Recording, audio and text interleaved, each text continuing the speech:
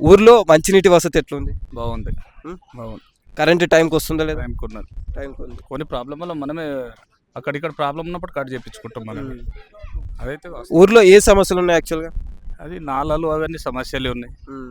అంటే ఇప్పటి వరకు ఎందుకు కాలే అంటున్నారు నాలాలు? చేయలేరు ప్రభుత్వంలో. కేసీఆర్ పీరియడ్లో అయితే చేయలేరు. ఎక్కడ ఒక నాలా కట్టిందేమో చూడండి, ఎక్కడైతే లేదు. లేదు. ఇప్పుడు మొన్న ఒక రోడ్ అయింది కాంగ్రెస్ ప్రభుత్వంలో, ఎన్ఆర్ఈజెస్లో అయిపోయింది. ఇంకా ఈ పెన్షన్ అని కరెక్ట్ పెన్షన్ వచ్చేస్తుంది సార్. ప్రతి ప్రతి ఇంకా పెంచలేరు కానీ పాత పెన్షన్ అయితే వచ్చేస్తుంది. రేషన్ రేషన్ వస్తుంది. రేషన్ వస్తుంది. ఈ ఉచిత కరెంట్ అన్నారు కదా, అది ఉచిత కరెంట్ కరెక్ట్ ఉంది సార్. అందరికీ అయిపోయింది ఉచిత కరెంట్. 200 యూనిట్లు ఫ్రీగా ఉంది. గ్యాస్ కూడా వచ్చేస్తుంది. ఇంకా మిగతా ఏ సమస్యలు ఉన్నాయి ఊర్లో? వచ్చేస్తుంది. ఈ ఫ్రీ బస్సు మీద మీ ఒపీనియన్ ఏంటి?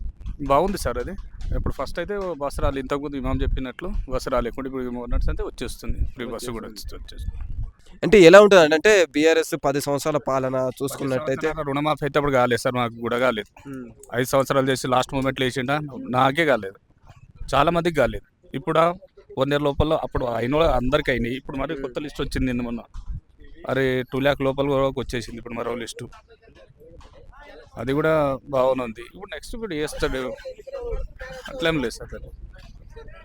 ఇక పడని వాడు అంటారు ఒకటి పడలేదు. ఇప్పుడు నాకు బీఆర్ఎస్ ప్రభుత్వాలు పడలేవు, చాలా మందికి పడలేవు. మన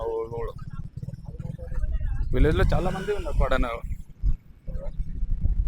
అది అంటే ప్రస్తుతానికైతే విలేజ్లో అయితే ఏ సమస్య లేదంట. నీటి సమస్య కానీ, కరెంటు సమస్య కానీ, మిగతా సంబంధించినటువంటి పథకాలన్నీ టైంకు వస్తున్నాయి.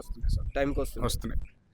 ఇది గౌసాబాద్లో ఉన్నటువంటి ప్రస్తుత పరిస్థితి. నీటి వసతి, కరెంటు వసతితో పాటు ప్రభుత్వ పథకాలు కూడా మెల్లమెల్లగా అందుతున్నాయి. ఇంకా కొన్ని ప్రభుత్వ పథకాలు ఇంకొన్ని సంవత్సరాలు అందనున్నాయని ప్రజలు చెప్తున్నటువంటి మాట.